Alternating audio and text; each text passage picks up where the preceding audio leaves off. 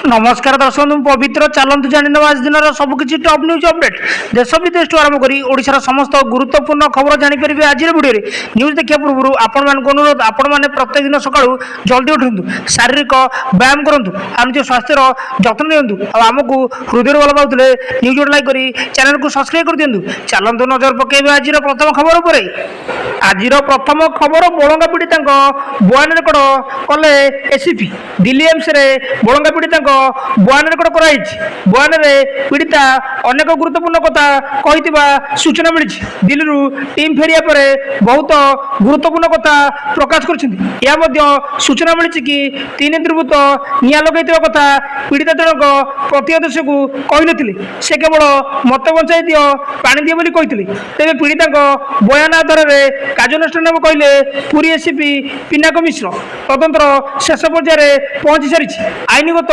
दिग को दृष्टि रखी कराई तदंत नाबालिका चिकित्सा चली अति सतर्कता सहित तदंत कर सूचना मिली परवर्ती खबर 1 ରୁ 11 जाए राज्य में चलो आस बुली जा अंगनवाड़ी कार्यक्रम सूचना देले उपमुख्यमंत्री आसंता 1 ରୁ 11 जाए राज्य में चलो आस बुली जा अंगनवाड़ी कार्यक्रम एने सूचना देले उपमुख्यमंत्री प्रभाती परिड़ा अभिभावक और साधारण लोक अंगनवाड़ी केन्द्र जाई स्थिति परखिबे सेमानक मतामत को नहीं अंगनवाड़ी भित्तिभूमि आहरी सुदृढ़ करा उपमुख्यमंत्री कहते असमाप जरिया विभिन्न विषय फीडबैक दे पारे साधारण लोक बोली सूचना मिली परवर्ती खबर बड़ घोषणा अगस्ट 2 चाषी अकाउंट को आसो 2000 टंका पीएम किसान ओडितम किस्ती देवे सरकार आउ मात्र 2 दिन अपेक्षा खात को आसो प्रधानमंत्री किसान सम्मान निधि योजना बा पीएम किसान ओडितम किस्ती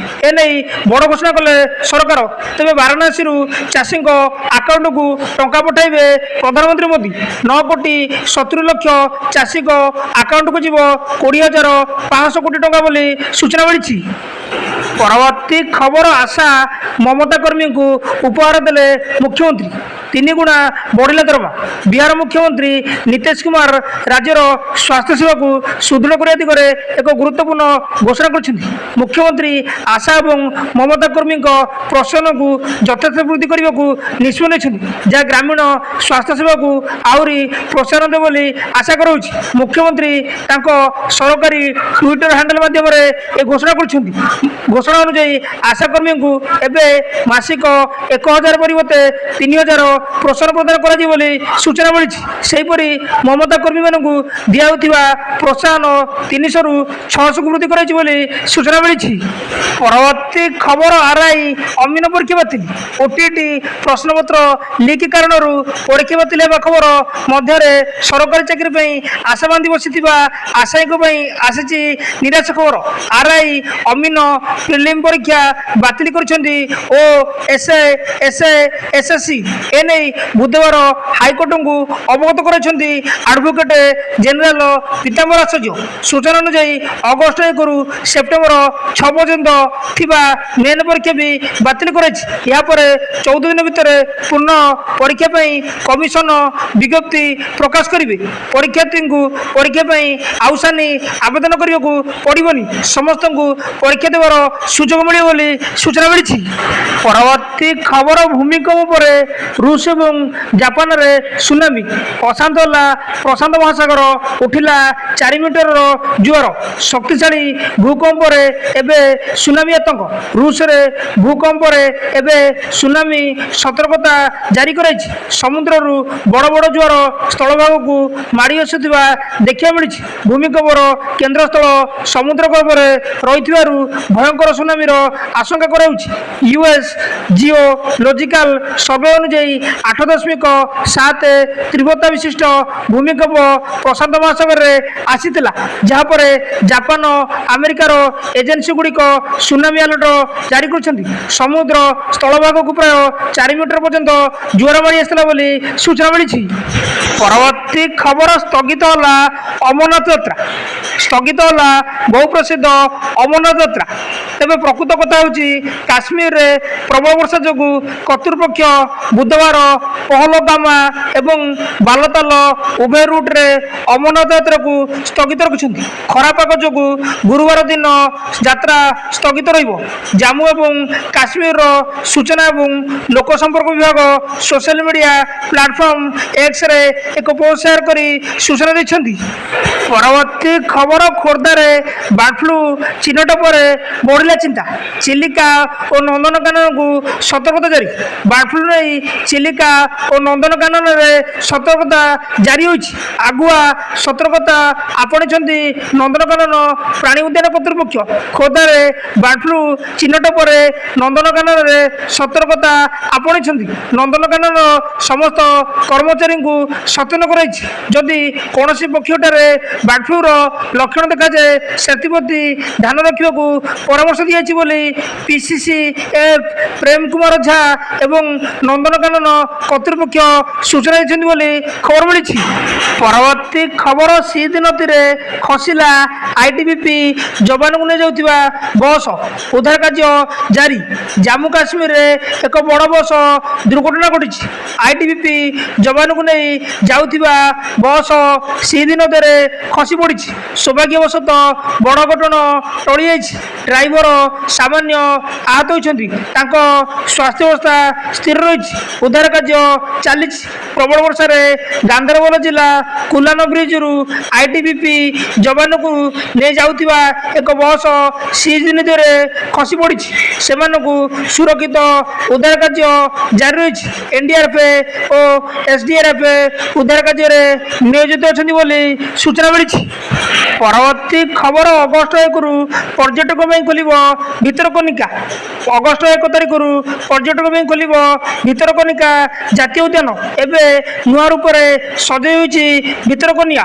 ପର୍ଯ୍ୟଟକମାନେ ଭିତରକନିକାରେ ଲୁଣା ଜାତୀୟ ଗଛଗୁଡ଼ିକର ଚାରାକୁ ମ୍ୟାନ୍ ଗ୍ରୁଭ୍ ନର୍ସରୀରେ ଦେଖିବାର ସୁଯୋଗ ପାଇବେ। ଏଥିସହ ବୋର୍ଡ ଲାଇବ୍ରେରୀ ବିଭିନ୍ନ ଜୀବଜନ୍ତୁ ପରିବେଶ ସହ ଅନ୍ୟ ବହି ପଢ଼ିବାର ସୁଯୋଗ ପାଇପାରିବେ। ଏହାଛଡ଼ା ମ୍ୟୁଜିୟମର ମଜା ନେବା ସହ ଧଳା କୁମ୍ଭୀର ଗୋରି ଓ ମଲ୍ଲି ସେତାକୁ ଦେଖିପାରିବେ। ଭିତରକନିକାର ଡାଙ୍ଗବଳଠାରେ 6ଟି ଫାଇବର ବୋଟ୍ ଥିବାବେଳେ ଗୁପ୍ତିଠାରେ 4ଟି ଫାଇବର ବୋଟ୍ ବ୍ୟବସ୍ଥା ରହିଛି। ପୂର୍ବବର୍ଷ ଭଳି ପଲିଥିନ୍କୁ ବାରଣ କରାଯିବା ସହ ଏହା ନ ଆଣିବା ପାଇଁ ବନଖଣ୍ଡ ପକ୍ଷରୁ ନିଷେଧ କରାଯାଇଛି ବୋଲି ସୂଚନା ମିଳିଛି। ପରବର୍ତ୍ତୀ ଖବର ପ୍ରବଳରୁ ଅତି ପ୍ରବଳ ବର୍ଷା। ରାଜ୍ୟରେ ଦକ୍ଷିଣ ପଶ୍ଚିମ ମୌସୁମୀ ବାୟୁ ସକ୍ରିୟ ଥିବାରୁ ବିଭିନ୍ନ ଜିଲ୍ଲାରେ ବର୍ଷା ଲାଗି ରହିଛି। ବୁଧବାର ଭଦ୍ରକରେ ସର୍ବାଧିକ 43 ମିମି ବର୍ଷା ରେକର୍ଡ ହୋଇଥିବା ବେଳେ ଯାଜପୁରରେ 25 ମିମି, ଚାନ୍ଦବାଲିରେ 24 ମିମି, କେନ୍ଦୁଝରରେ 8 ମିମି, ବାରିପଦାରେ 5 ମିମି, କେନ୍ଦ୍ରାପଡ଼ାରେ 6 ମିମି ଏବଂ ବାଲେଶ୍ୱରରେ 3 ମିମି ବର୍ଷା ହୋଇଛି। ଗୁରୁବାର ମଧ୍ୟ ବିଭିନ୍ନ ଜିଲ୍ଲାରେ ପ୍ରବଳରୁ ଅତି ପ୍ରବଳ ବର୍ଷା ନେଇ ଆଞ୍ଚଳିକ ପାଣିପାଗ ବିଜ୍ଞାନ କେନ୍ଦ୍ର ପକ୍ଷରୁ ସତର୍କ ସୂଚନା ଜାରି କରାଯାଇଛି। କେନ୍ଦୁଝର, ମୟୂରଭଞ୍ଜ ଏବଂ ଭଦ୍ରକ ଜିଲ୍ଲାରେ ବଜ୍ରପାତ ସହ ପ୍ରବଳରୁ ଅତି ପ୍ରବଳ ବର୍ଷା ସମ୍ଭାବନା ରହିଥିବାରୁ ଅରେଞ୍ଜ ୱାର୍ଣ୍ଣିଂ ଜାରି କରାଯାଇଛି ବୋଲି ସୂଚନା ମିଳିଛି। ପରବର୍ତ୍ତୀ ଖବର ଡ୍ରପ୍ ଆଉଟ୍ ରୋକିବାକୁ ଗଣଶିକ୍ଷା ବିଭାଗର ପଦକ୍ଷେପ। ସ୍କୁଲ ଯିବେ ପିଲା ଶପଥ କରିବେ ବାପା ମା। ରାଜ୍ୟରେ ଡ୍ରପ୍ ଆଉଟ୍ ରୋକିବାକୁ ରାଜ୍ୟ ସରକାର ଅଭିନବ ପଦକ୍ଷେପ ଗ୍ରହଣ କରୁଛନ୍ତି। ଘରକୁ ଘର ବୁଲି ଶିକ୍ଷକ ଶିକ୍ଷୟିତ୍ରୀ ପିଲାଙ୍କ ସର୍ଭେ ପରେ ଏବେ ସାରା ରାଜ୍ୟରେ ଆସ ସ୍କୁଲ ଯିବା ଅଭିଯାନ କରାଯିବ। ଯେଉଁଥିରେ ବିଦ୍ୟାଳୟ ବାହାରେ ଥିବା ପିଲାଙ୍କୁ ବିଦ୍ୟାଳୟକୁ ଫେରାଇ ଆଣିବା, ଆଦୌ ବିଦ୍ୟାଳୟ ଯାଇନଥିବା ପିଲାଙ୍କୁ ବୟସ ଅନୁଯାୟୀ ଶ୍ରେଣୀରେ ନାମ ଲେଖାଇବା, ଶିକ୍ଷାର ମୁଖ୍ୟ ସ୍ରୋତରେ ସାମିଲ ହୋଇଥିବା ପିଲାଙ୍କ ପାଠପଢ଼ାକୁ ଜାରି ରଖିବା, ପୁନର୍ବାର ପାଠପଢ଼ା ନ ଛାଡ଼ିବାକୁ ଆବଶ୍ୟକ ପଦକ୍ଷେପ ଏବଂ ପିଲାଙ୍କ ମଧ୍ୟରେ ଶିକ୍ଷଣ ଫଳାଫଳର ସ୍ତରକୁ ଅଭିବୃଦ୍ଧି, ଶିକ୍ଷଣ ବ୍ୟବଧାନକୁ ହ୍ରାସ କରିବାକୁ ପ୍ରାଥମିକତା ଦିଆଯିବ ବୋଲି ସୂଚନା ମିଳିଛି। ପରବର୍ତ୍ତୀ ଖବର ଆକାଶ ମାର୍ଗରୁ ବନ୍ୟାଞ୍ଚଳ ବୁଲି ଦେଖିଲେ ମୁଖ୍ୟମନ୍ତ୍ରୀ। ସମୀକ୍ଷା ପରେ କହିଲେ ନିୟନ୍ତ୍ରଣରେ ରହିଛି ବନ୍ୟା। ବନ୍ୟାଞ୍ଚଳ ଗସ୍ତ ପରେ ମୁଖ୍ୟମନ୍ତ୍ରୀଙ୍କ ସାମ୍ବାଦିକ ସମ୍ମିଳନୀ। ଆକାଶମାର୍ଗରୁ ସ୍ଥିତି ସମୀକ୍ଷା ପରେ ମୁଖ୍ୟମନ୍ତ୍ରୀଙ୍କ ସୂଚନା। ଭଦ୍ରକ, ବାଲେଶ୍ୱର, ଯାଜପୁରରେ କିଛି କ୍ଷୟକ୍ଷତି ହୋଇଛି, ତେବେ ବର୍ତ୍ତମାନ ସ୍ଥିତି ନିୟନ୍ତ୍ରଣରେ ରହିଛି। ସୁବର୍ଣ୍ଣରେଖା ଓ ଜଳକାରେ ଜଳସ୍ତର କମ୍ ରହିଥିବା ନେଇ ମୁଖ୍ୟମନ୍ତ୍ରୀ କହିଛନ୍ତି। ଏନ୍ଡିଆର୍ଏଫ୍, ଓଡ୍ରାଫ୍ ସମ୍ପୂର୍ଣ୍ଣ ସଜାଗ ରହିଛନ୍ତି। ପ୍ରଭାବିତ 3ଟି ଜିଲ୍ଲାର 8ଟି ବ୍ଲକରେ ଶୁଖିଲା ଖାଦ୍ୟ ଯୋଗାଇ ଦିଆଯାଉଛି। ଆବଶ୍ୟକ ସ୍ଥଳେ ରନ୍ଧା ଖାଦ୍ୟ ମଧ୍ୟ ଯୋଗାଇ ଦିଆଯାଉଛି। ଜିଲ୍ଲାପାଳମାନଙ୍କ ରିପୋର୍ଟ ଆଧାରରେ ସୁବିଧା ଯୋଗାଇ ଦିଆଯିବ। 7 ଦିନ ପର୍ଯ୍ୟନ୍ତ ପ୍ରଭାବିତ ଅଞ୍ଚଳ ଗୁଡ଼ିକରେ ରନ୍ଧା ଖାଦ୍ୟ ଯୋଗାଇ ଦିଆଯିବ। ରିପୋର୍ଟ ଆସିବା ପରେ କ୍ଷୟକ୍ଷତି ପ୍ରଦାନ କରାଯିବ ବୋଲି କହିଛନ୍ତି ମୁଖ୍ୟମନ୍ତ୍ରୀ ବୋଲି ସୂଚନା ମିଳିଛି। ପରବର୍ତ୍ତୀ ଖବର, ହେଡ୍ଙ୍କୁ ପଛରେ ପକାଇଲେ ଅଭିଷେକ ଶର୍ମା, ବନିଲେ ଟି20ରେ ତୃତୀୟ ନମ୍ବର ବ୍ୟାଟ୍ସମ୍ୟାନ୍। ଭାରତୀୟ କ୍ରିକେଟର ଯୁବ ଓପନିଂ ବ୍ୟାଟ୍ସମ୍ୟାନ୍ ଅଭିଷେକ ଶର୍ମା ଆଇସିସି ଟି20 ଅନ୍ତର୍ଜାତୀୟ ବ୍ୟାଟିଂ ମାନ୍ୟତାରେ ଶୀର୍ଷ ସ୍ଥାନ ହାସଲ କରିଛନ୍ତି।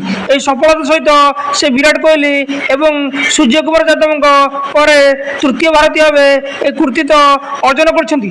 ଅଭିଷେକ ଅଷ୍ଟ୍ରେଲିଆର ଟ୍ରାଭିସ୍ ହେଡ୍ଙ୍କୁ ପଛରେ ପକାଇ ଏହି ସ୍ଥାନ ଅଧିକାର କରିଛନ୍ତି। ତାଙ୍କର ରାଙ୍କିଂ ପଏଣ୍ଟ 829 ଥିଲାବେଳେ ହେଡ୍ଙ୍କ 814 ପଏଣ୍ଟ ସହ ଦ୍ୱିତୀୟ ସ୍ଥାନକୁ ଖସି ଆସିଛନ୍ତି ବୋଲି ସୂଚନା ମିଳିଛି। ପରବର୍ତ୍ତୀ ଖବର, ପ୍ରାଣ ହରାଇଲେ 2 ଆତଙ୍କୀ। ଜାମ୍ମୁ କାଶ୍ମୀରରେ ଆତଙ୍କବାଦ ବିରୁଦ୍ଧରେ ଭାରତ ସେନାର ଦୃଢ଼ କାର୍ଯ୍ୟାନୁଷ୍ଠାନ ଜାରି ରହିଛି। ସେନା ଦ୍ୱାରା ଆରମ୍ଭ କରାଯାଇଥିବା ଅପରେସନ ମହାଦେବ ଆତଙ୍କବାଦୀଙ୍କ ମଧ୍ୟରେ କୋକୁଆ ଭୟ ସୃଷ୍ଟି କରିଛି। ଆଜି ପୁଞ୍ଚ ଜିଲ୍ଲାରେ 2 ଆତଙ୍କୀ ନିହତ ହୋଇଛନ୍ତି। ଆଜି ଜାମ୍ମୁ କାଶ୍ମୀରର ପୁଞ୍ଚ ଜିଲ୍ଲାରେ ନିୟନ୍ତ୍ରଣ ରେଖା ନିକଟରେ ପାକିସ୍ତାନ ପଟୁ ଆତଙ୍କବାଦୀମାନେ ଅନୁପ୍ରବେଶ ପ୍ରୟାସ କରିଥିଲେ। ସୁରକ୍ଷା ବଳ ଏହାକୁ ବିଫଳ କରି 2 ଆତଙ୍କୀ ନିହତ କରିଛି ବୋଲି ସୂଚନା ମିଳିଛି। ପରବର୍ତ୍ତୀ ଖବର, ଚିନ୍ତା ବଢ଼େଇଲା ସୁନା ଦାମ। ପୁଣି ଚିନ୍ତା ବଢ଼େଇଲା ସୁନା ଦର। ଜୁଲାଇ 30 ଅର୍ଥାତ୍ ବୁଧବାର ପୁଣି ବଢ଼ିଛି ସୁନା ଦାମ। 24 କ୍ୟାରେଟ୍ 10 ଗ୍ରାମ ସୁନା ଦାମ 1,04,80 ଟଙ୍କା ରହିଛି। ମଙ୍ଗଳବାର ଦିନ 69,820 ଟଙ୍କା ଥିଲା। ଏଥିରେ 660 ଟଙ୍କା ବୃଦ୍ଧି ପାଇଛି।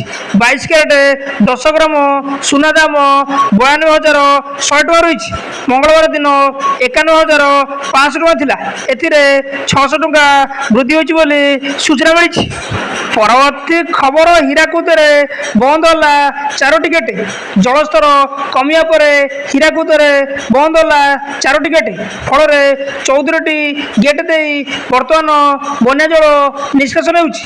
ବାମ ପାର୍ଶ୍ୱରେ 9ଟି ଗେଟ୍ ଓ ଡାହାଣ ପାର୍ଶ୍ୱରେ 5ଟି ସୁଇଚ୍ ଗେଟ୍ ଖୋଲାଯାଇଛି। ଏବେ ହୀରାକୁଦ ଜଳଭଣ୍ଡାର ଜଳସ୍ତର 612 ଫୁଟ ରହିଛି। ତେବେ ଜଳଭଣ୍ଡାରକୁ ପ୍ରତି ସେକେଣ୍ଡରେ 1,68,981 କ୍ୟୁସେକ୍ ଜଳ ପ୍ରବେଶ କରୁଛି। ସେହିପରି 3,11,883 କ୍ୟୁସେକ୍ ଜଳ ନିଷ୍କାସିତ ହେଉଛି ବୋଲି ସୂଚନା ମିଳିଛି। ନ୍ୟୁଜ୍ଟି ଏଇଠି ସମାପ୍ତ ହୋଇଛି। ନ୍ୟୁଜ୍ଟି ଭଲ ଲାଗିଥିଲେ ଆପଣମାନଙ୍କ ଅନୁରୋଧ, ନିହାତି ଭାବେ ନ୍ୟୁଜ୍ ଗୋଟେ ଲାଇକ୍ କରି ଚ୍ୟାନେଲକୁ ସବସ୍କ୍ରାଇବ୍ କରିଦିଅନ୍ତୁ ଆଉ ଆପଣଙ୍କ ସ୍ୱାସ୍ଥ୍ୟର ଯତ୍ନ ନିଅନ୍ତୁ। ଧନ୍ୟବାଦ।